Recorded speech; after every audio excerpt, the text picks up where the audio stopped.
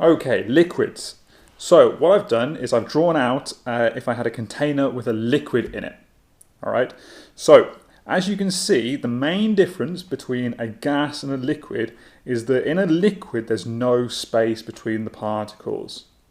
All right. And that means that these particles can't get any closer together.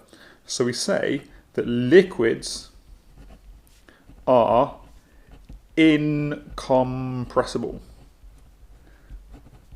What that means, it means they cannot be compressed, so you cannot make them any smaller. Okay, so a gas, because a gas looks like this, you can make a gas smaller by squeezing the sides of the walls together, although that would increase the pressure, but you can make it smaller and fill in these gaps here. However, you can't make a liquid any smaller. Okay, it's incompressible. So, you need to remember also that these particles are moving around all the time in all different directions and colliding with each other and colliding with the sides of the container. So there will be pressure from the collisions of the particles with the side of the container, exactly the same as with a liquid, as with a gas. Okay, and if I increase the temperature of a liquid, that will increase the pressure and so on. All right. Anyway, that's not what we're going to be thinking about for liquids. For liquids, what we want to think about is what happens as you go further down inside a liquid. All right. So let's imagine that we've got a swimming pool. Okay, so this is the swimming pool. All right. And we've got two people going swimming.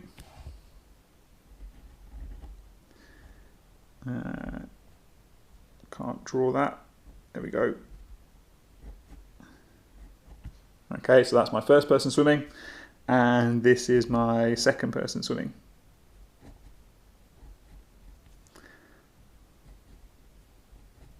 All right, so what will be the difference between these two people? Okay, well, as you get further down inside the water, further down inside the liquid, you have more particles above you.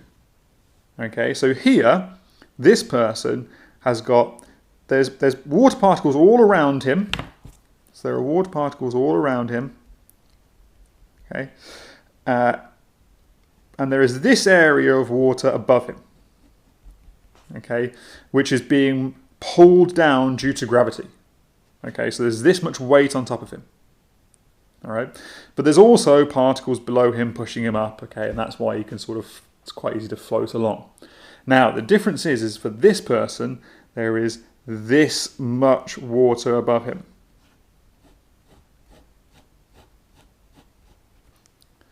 Okay, so there is all this water being pulled down due to gravity, and it's all acting on this person here.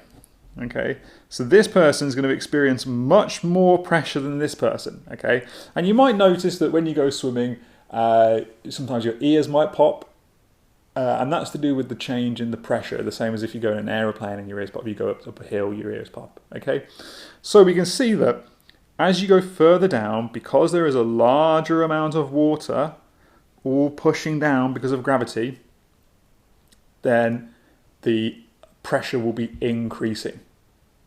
Okay, so we can see that this happens. So when they build dams, if you imagine a dam, if you've got a lot of water here, okay, and you want to build a dam, you're not going to build a dam that looks like this.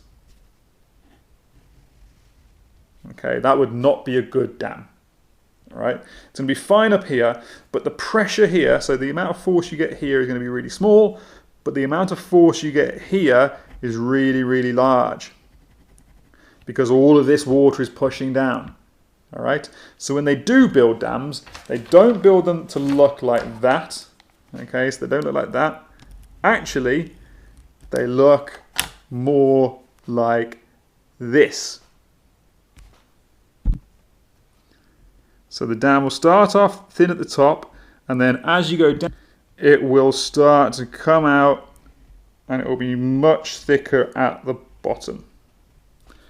And so it will look like that. Okay, because you need to have this extra thickness here to be able to resist the increased pressure at the bottom of the water. All right, and we can do another example of this. This is something you might be able to do at home if you want. If you take a large container of water, okay, so let's imagine we've got this big barrel of water. I haven't tried it with a so 2-litre pop bottle, but you could I'll explain it, and then you could try it with that and see if you see the same thing. Okay, so let's imagine I've got this big barrel of water and I fill it up to the top. Okay, so this is all full of water now, and then I'm going to put 3 holes in it. So I'm going to put a hole here, a hole here, and a hole here. Now, because there's not much water up here, the pressure here is going to be quite small. But then as you go down, there's more water on top, so the pressure increases. And then at the bottom, the pressure is going to be really, really big. Okay. Now, if you have all these 3 holes open at the same time, so you'd have to fill the water bottle up, and then or maybe put the holes in the bottle and then cover the holes up while you fill it up, or you'd have to work it out somehow. But if you were to do this, what you would see is that because the pressure here is really small, the water wouldn't do much. It would just fall out like that because there's not a lot of pressure. Now here there's a bit more pressure behind the water, so it's going to go a little bit further. And then for this one at the bottom, you should find that the water will squirt out almost horizontally because the pressure is so high. All right? So the most important thing for you to remember here is that as you go further down inside water or inside a liquid, the pressure will increase. Okay? And that is why there is inside water a force pushing you upwards, okay, called upthrust. All right, so if you had an object here, okay, the force acting from underneath is going to be really large because there's so many particles, okay, and that is going to push you up. All right, so you need to remember 2 things. The further down you go inside the water, the larger the pressure, and there is a force that's going to be pushing up called upthrust.